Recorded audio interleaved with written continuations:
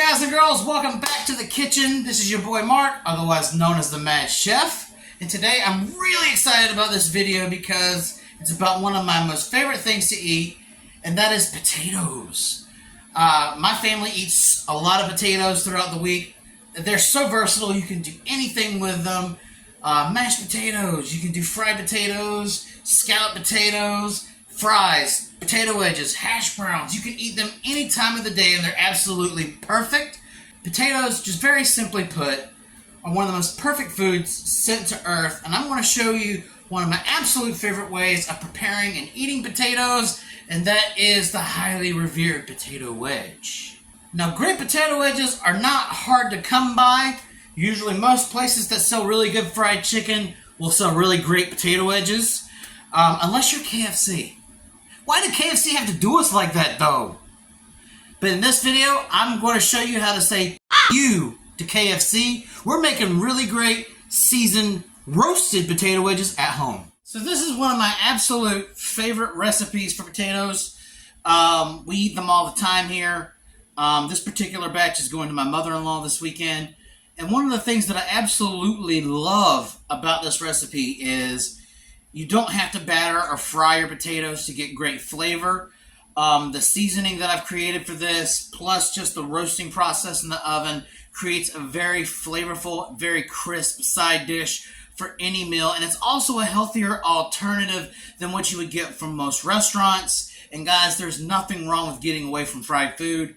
That's why I also embrace this, but you're not losing any flavor. In fact, after you try this, you may not go back to fried wedges or frozen wedges again.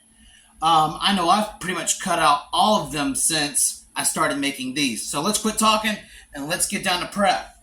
In this bowl, I have about 6 medium red potatoes. You guys can use russets if you want. I'm just a fan of red potatoes, like I said in my last video. And if you haven't watched my last video, I'll have a card floating around here somewhere. Please check that out. That's one of my absolute most favorite weeknight meals. You can elevate your dinner game on a time-crunched weekday, and there'll be more videos like that. Alright, so let's get back to potatoes. And the magic behind this recipe is the seasoning mix that you see right here.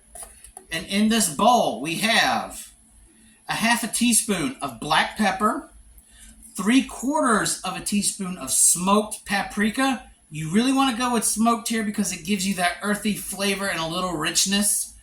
You get a half a teaspoon of onion powder, a 1/4 teaspoon of garlic powder, a whole teaspoon of parsley, and a 1/4 teaspoon of cayenne pepper. Don't worry, the salt's going to come later. So now what we're going to do is we're going to slice up our potatoes into some nice sized wedges, and we're going to toss them in olive oil and put our seasonings in.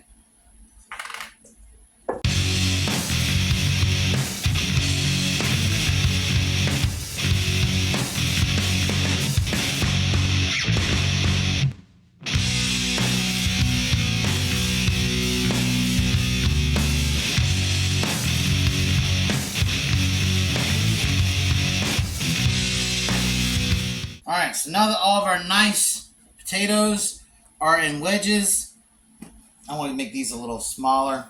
I like really nice sized wedges personally. If I was making this for my wife, I would be cutting them into smaller pieces because she likes the really thin, crispy ones.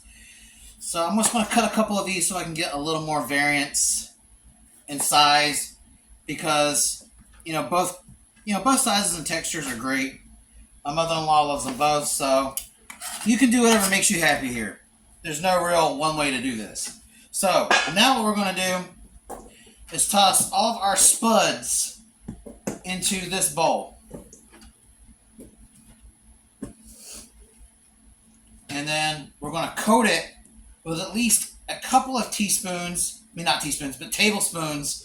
of olive oil.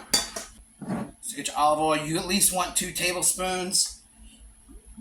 You don't want to drown them because they'll become soggy, but you do want enough to lubricate your spuds so that way your seasoning adheres to them. Just give them a good toss. Make sure all of them are, fairly evenly coated, like so. And then we're just going to add in our seasoning mix. a little bit at a time. You don't want to put it in all at once because you may very well miss some potatoes, and you want all your potatoes tossed and coated in this seasoning evenly. Because the worst thing you could do is just come across a potato wedge with no flavor, and you don't want that.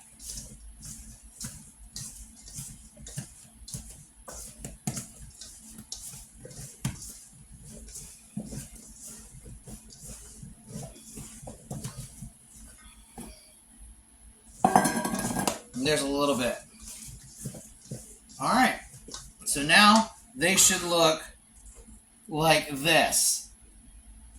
And what we're going to do now is we're going to load it up onto a baking sheet, fan them out, like so. Give them some space so they can cook evenly. You don't really want them kind of ganging up on each other on the pan, because then they're not going to crisp up like they're supposed to. I try to lay them down on their sides if I can. Not absolutely necessary, but you want the meat portion, the inside of that potato, to really get a good crisp on it. So that way it's crisp on the outside of the meat portion, and then still tender when you bite in. Now it's time for the salt. You're always going to salt these before they go in to give them an even coat of seasoning. We're going to try to go for about a half a tablespoon. And you just want to make sure each wedge has got salt on it. You don't want to really over season it on that point. All right, and now once you guys are completely well seasoned, you're going to toss them into an oven preheated to 425 degrees. We want to set the timer for 35 minutes. I used to cook these on 415 for 35 minutes, but they didn't exactly get the crispy crunch that I was looking for.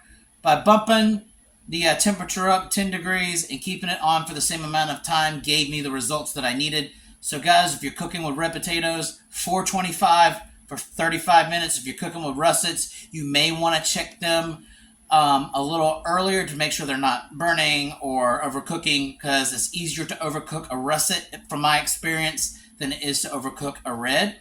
So I will see you all again in 35 minutes. All right, and 35 minutes has elapsed, and this is what we're left with.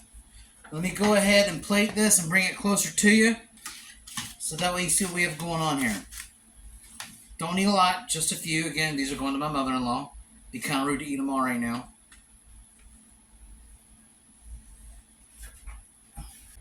Now look at that. Beautifully golden, absolutely roasted potato wedges. On some of these, you can actually start to see where the char's coming in. Like on this one, if you look. You've got some roasted goodness there. And what we're going to do now is we're going to take one and try it.